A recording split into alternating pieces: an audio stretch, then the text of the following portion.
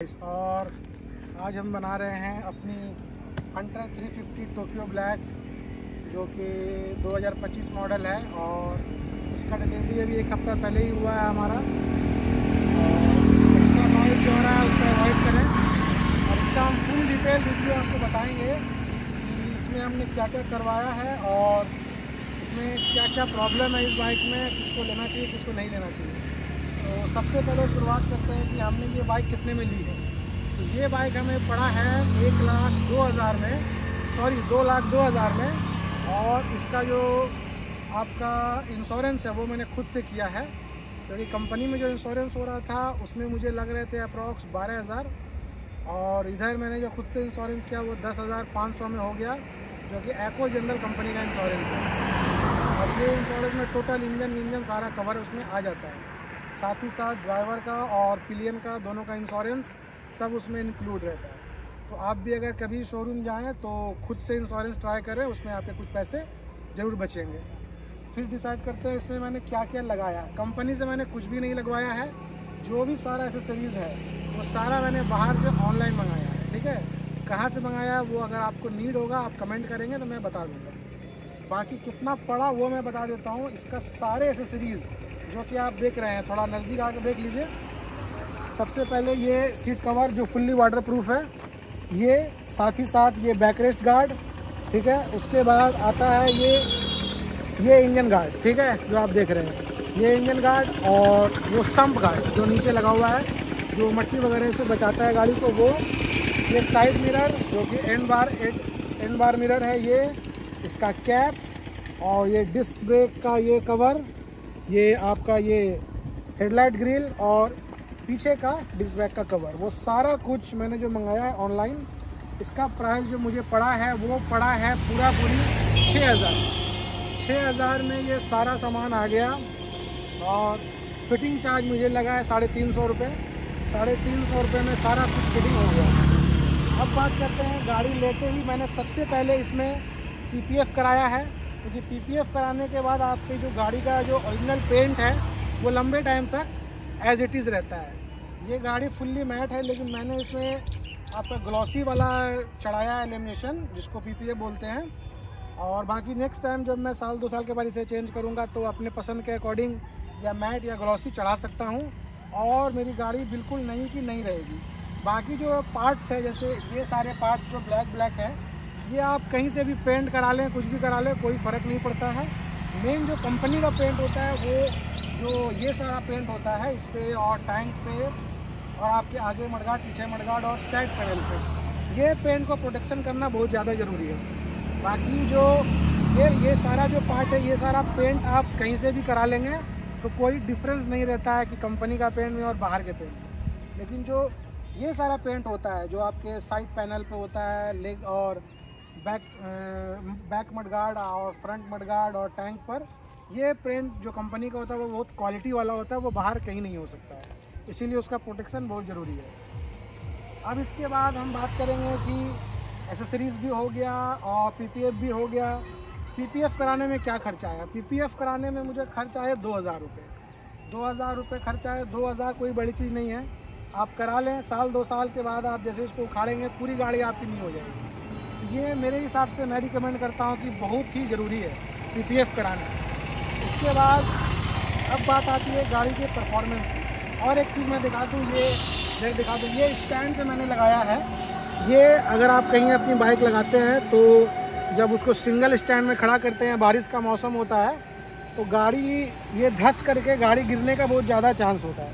लेकिन ये लगने से फिर आपका जो कवरेज है वो अच्छा हो जाता है और गाड़ी गिरती नहीं है जल्दी। तो ये आप लगा लें, 100-150 का आता है, कोई बड़ा अमाउंट है नहीं, और बहुत अच्छा चीज़ है ये, और कई बार इसने मेरी गाड़ी को गिरने से बचाया है। अब बात करते हैं कि इस गाड़ी का माइलेज क्या है। माइलेज वही 25 से 30 के बीच देता है। अगर आप हाईवे पे, सिर्फ हाईवे पे चलते हैं तो 30 के ऊपर का आप एक्सपेक्टेशन कर सकते हैं, और अगर आप मिक्स चला रहे हैं हाईवे और शहर सिटी दोनों में तो इसका आपको 25 से मैक्सिमम 30 के बीच में ही मिलेगा। उससे ज़्यादा एक्सपेक्टेशन आप मत रखें माइलेज का। पावर बहुत है, पावर इतना है कि सेकंड गियर, फर्स्ट गियर पे आप अगर इजीली चलते हैं और जैसे ही सेकंड गियर पे 20 का स्पीड से ऊपर अब जब इसको रेस देते हैं तो एक अलग फील आता है, जो कि रॉयल इनफील्ड ही देता है। बाकी मैंने बहुत सी बाइक R15 वगैरह चलाया, उसमें मुझे ये मज़ा नहीं आया, तो इसीलिए 350 सीसी में मैं रिकमेंड करता हूँ कि ये गाड़ी बहुत ही बेस्ट है। और अभी हमने जो राइड लिया इसका, हम भागलपुर से सुल्तानगंज आए हैं और ये लगभग 30 किलोमीटर का डिफरेंस है, जिसमें कि मुझे कोई भी प्रॉब्लम नहीं हुआ इसको चलाने में। यहाँ तक कि ना सीटिंग अरेंजमेंट में कोई प्रॉब्लम हुआ और ना ही इसको हैंडलिंग में, क्योंकि मैंने सबसे ज़्यादा जो ये 30 किलोमीटर राइड किया उसमें मुझे लगता है कि 15 किलोमीटर जो है वो मैंने पूरा जाम में चलाया, जो हैवी ट्रैफिक था। और उसमें जो हैंडलिंग है बहुत ही बेस्ट हैंडलिंग है, बिल्कुल भी ज़रा सा भी प्रॉब्लम नहीं हुआ। जैसे बड़ी गाड़ी में होता है कि हाथ में रिस्ट वगैरह में पेन होता है, वो सब इसमें बिल्कुल नहीं हुआ। बहुत ही ईजिली हम उसे कट करके और बहुत ही आराम से हैंडल करके आ गए। तो जो बंदे ये इस टाइप का बाइक लेना चाहते हैं कि वो सिटी में भी राइड करें और लॉन्ग रूट पे भी जाएं, तो उसके लिए ये बहुत ही बेस्ट बाइक है।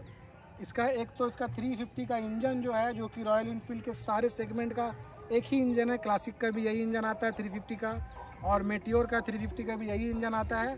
तो पावर जो है ये बहुत ही ज़बरदस्त है इसका।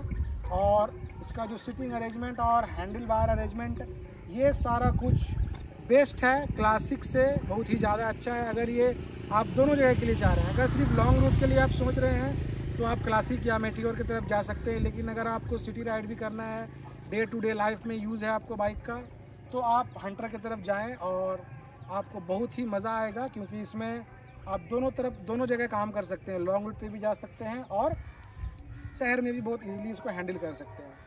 अब जो है तो बात रही 2-4 कॉमन जो चेंजेस है पुरानी मॉडल से न्यू मॉडल में, वो आपको पता ही है कि इसमें ये साइड बाय साइड नेविगेशन इसमें ऐड कर दिया गया है।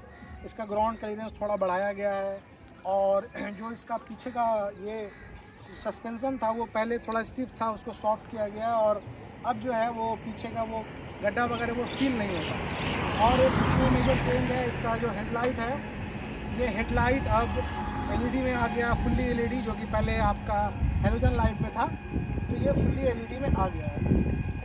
अब बात करते हैं ये गाड़ी जो है तो मुझे कैसा लगा चला के।